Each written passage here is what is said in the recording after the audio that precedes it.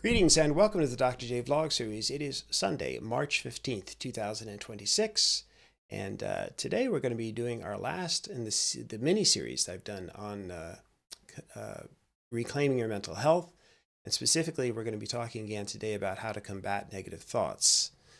And so last week, again, we were talking about the how to break out of the mental habits that might be dragging us down, with a special focus on how we could break free from negative thinking and ruminative brooding. It's a mouthful, but that latter term refers to it's a special kind of rumination, basically, where we sort of passively dwell repeatedly and judgmentally on our mood or our problems. We find ourselves trapped in negative thinking cycle that's hard to break out of at times. And so the 4 tips that I covered last week included first of all, reminding ourselves that we're not trapped forever in our current situations.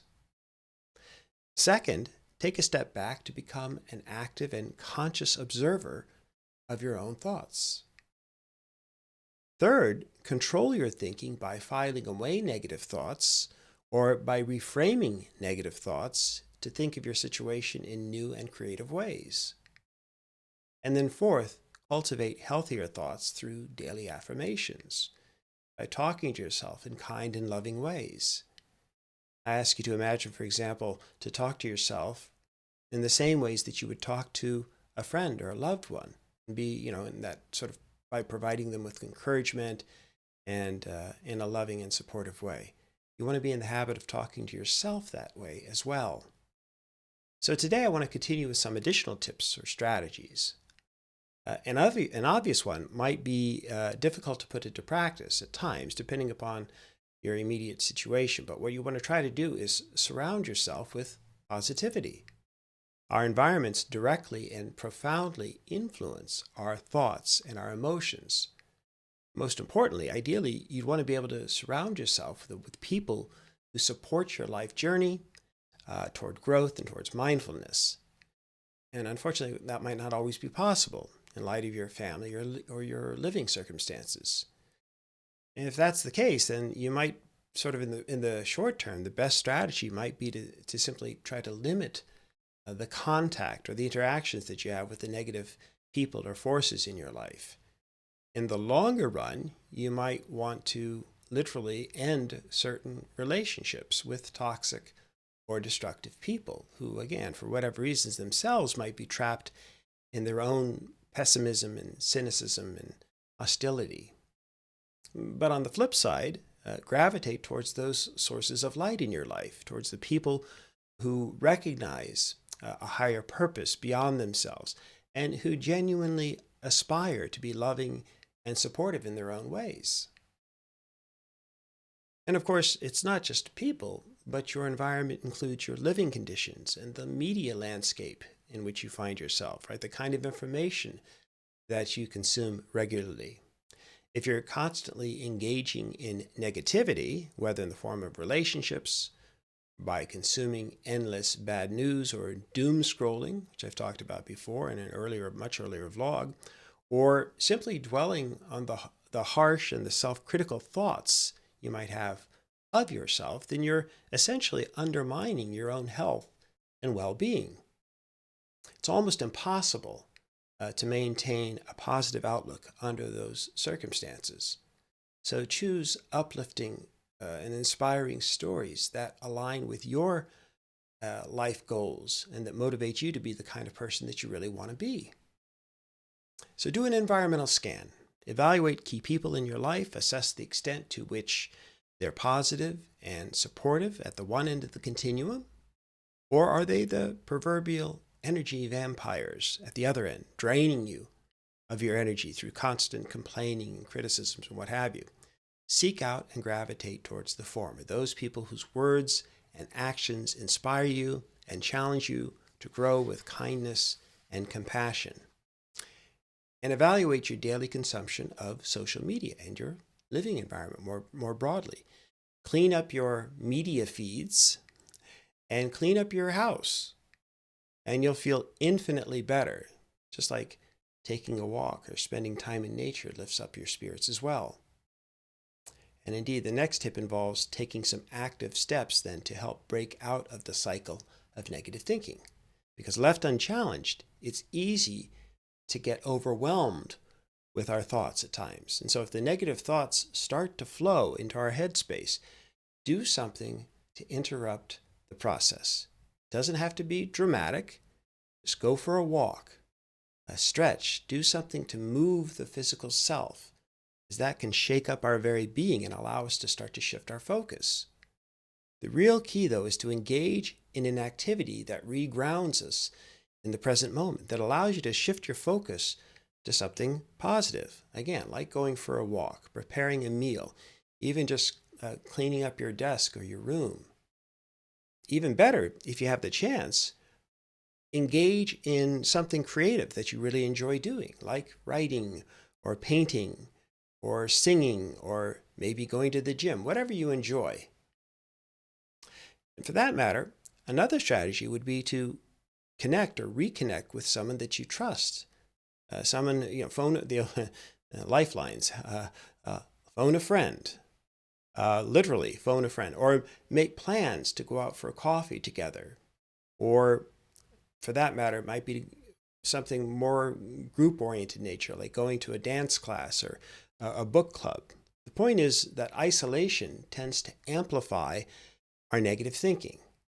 And so we don't want to be trapped and isolated and cut off from the rest of the world. And again, if you're used to being alone, well, that might be part of the problem. And you may have to force yourself to connect with others and move out of that more isolated environment to which you're accustomed. Okay, and then another profound strategy involves the practice of gratitude, which I've talked about previously in other vlogs as well. And you really want to try to practice gratitude literally every day, just as you need to drink water every day and so on. It's one of the most powerful mechanisms for combating negative thoughts that we have at our disposal. And yet, so many of us just leave it unattended, or we don't bother. Okay, so I've talked previously, for example, about getting in the habit of keeping a gratitude journal, which is something that I've been doing for some time, or like writing down 3 things in the morning or in the evening that you are truly grateful for. Again, it doesn't have to be anything particularly profound. It could just be the simplest of observations, simplest of reflections of something that happened today or that happened yesterday, and you just want to acknowledge. I really like that the warm meal that I had last night for dinner, for example. Or I was really happy that I was actually able to catch up on a comedy show that I hadn't watched in months or years. Or it might just be I really thought it was a beautiful sunset. I really took the time. I really appreciate what I was able to see yesterday. Doesn't matter what it is. It's whatever is important to you, whatever's significant, and where you can acknowledge and be grateful for whatever that thing might be. Okay? And I guess in general, the recommendation here is to just sort of be in the habit of counting one's blessings, which is one of the reasons that people, by the way, often do say prayers around meals, right? They say grace. It's a way of expressing gratitude for the abundance, for the blessings of having something to eat. And of course, you'll probably never appreciate food quite as much as those who, unfortunately and involuntarily, have to go hungry. And by the way, that's also one of the related tangent, if you will. It's one of the reasons why people in many different religious faiths or sometimes practice fasting as part of their religious or their spiritual practices.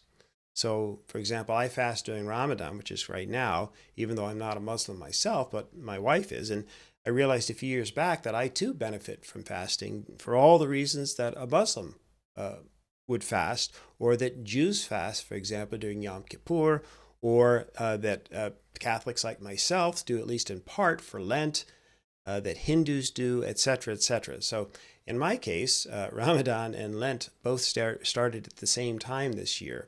And so I've been pulling double duty, right? Fasting for Ramadan from sunup to sundown, and then giving up my treasured iced cappuccinos for Lent.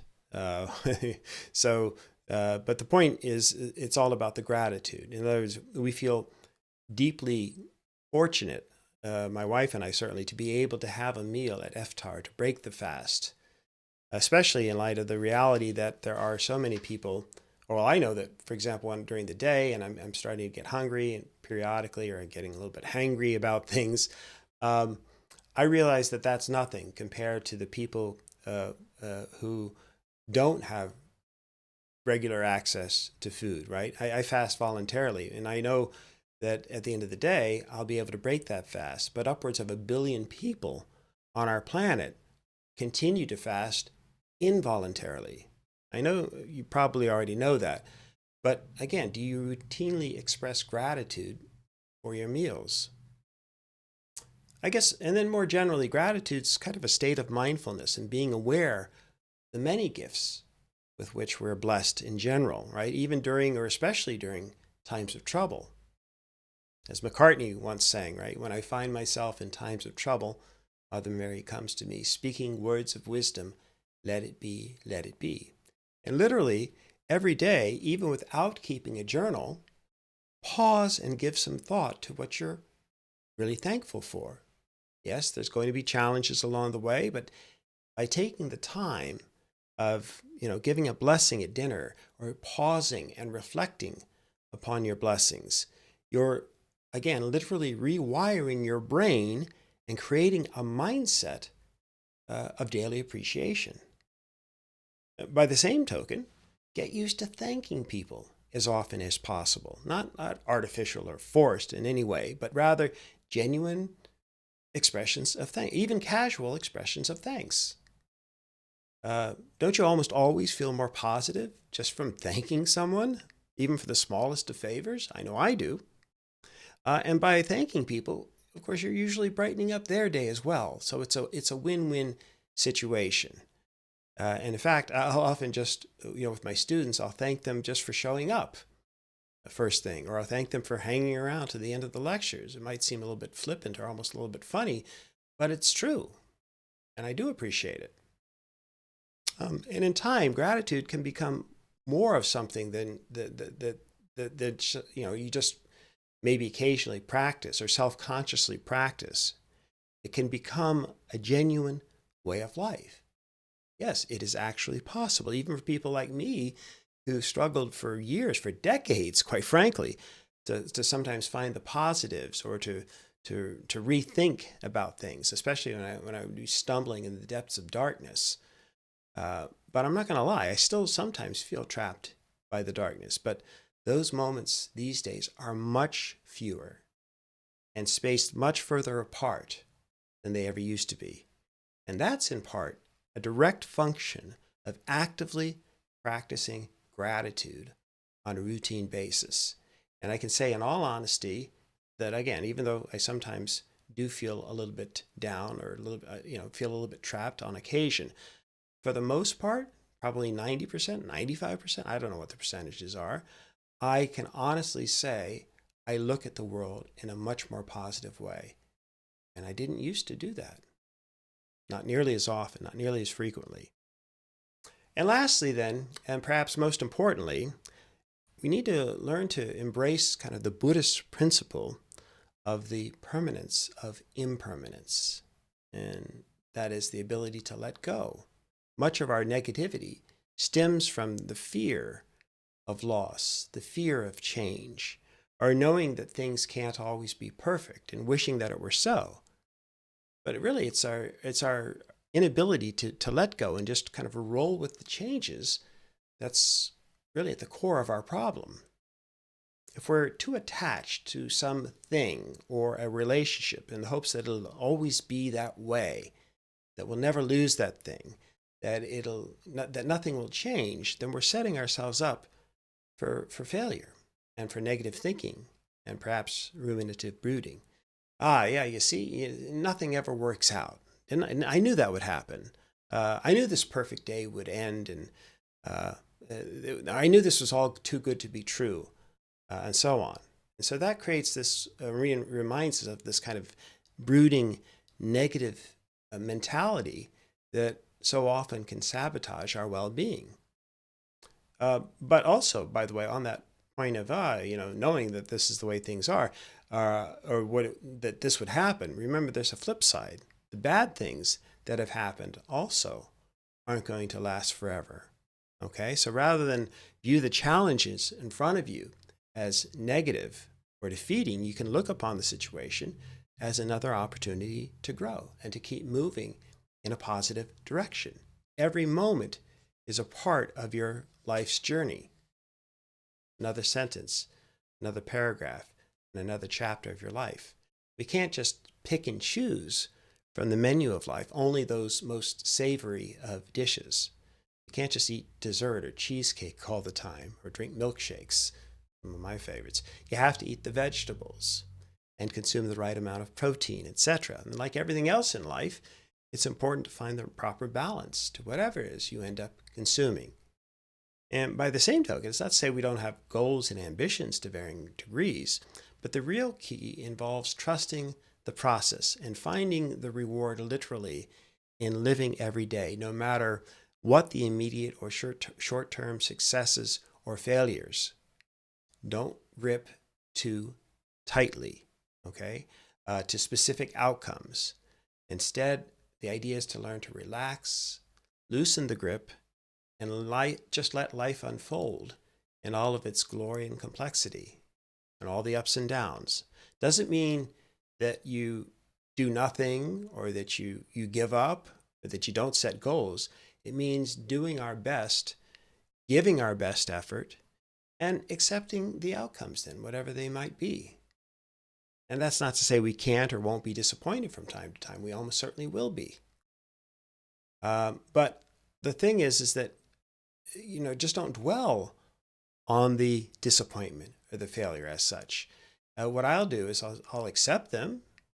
And then, if anything, maybe I'll use that outcome that I didn't like to try to motivate me to maybe work a little bit harder or to do something a little bit differently if I hope to achieve a different outcome.